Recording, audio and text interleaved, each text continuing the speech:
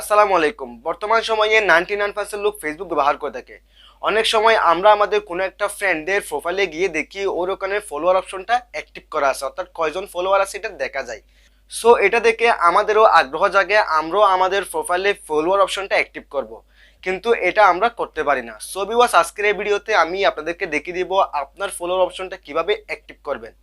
So viewers, ভিডিওটি শুরু করার আগে ছোট্ট একটা রিকোয়েস্ট করে নিচ্ছি, আপনি যদি আমার এই ছোট পরিবারের সদস্য না হয়ে থাকেন চ্যানেলটি সাবস্ক্রাইব করে এই ছোট পরিবারের সদস্য হয়ে যাবেন। আর যদি অলরেডি সাবস্ক্রাইব করে থাকেন তাহলে অসংখ্য ধন্যবাদ।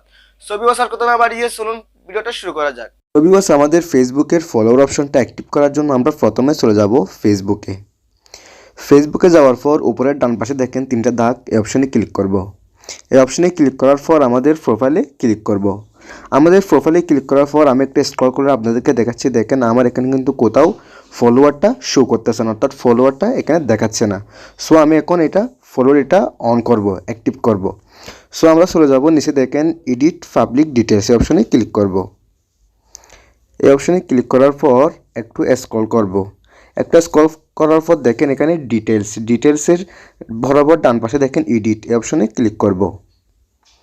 এই অপশনে ক্লিক করার পর একটু স্ক্রল করব, অর্থাৎ উপরে টানব। নিচে দেখেন ফলোয়ার্ড বাই 1217 ওকে পিপল, অর্থাৎ 1217 জন পিপল। তো এখানে দেখেন একটা বাম পাশে একটা বক্স আছে, বক্সে ক্লিক করে আমরা টিকমার্ক করে দিব। টিকমার্ক করে দেওয়ার পর নিচে দেখেন সেভ, এই অপশনে ক্লিক করে দিব। এই অপশনে ক্লিক করার পর আমরা আবার ব্যাকে ক্লিক করব, আবার ব্যাকে ক্লিক করব। এরপর আমরা একটু রিলোড করে নিব এবার টেনে। তারপর নিচে আবার দেখেন আবার এখানে আমাদের প্রোফাইলে যাব। আমাদের প্রোফাইলে যাওয়ার পর একটু স্ক্রল করব, উপরে টানবো। দেখেন এখানে আমার ফলোড বাই 1217 এই অপশনটা, ফলোয়ার অপশনটা এখানে অ্যাক্টিভ হয়ে গেছে। ওকে, অ্যাক্টিভ হয়ে গেছে।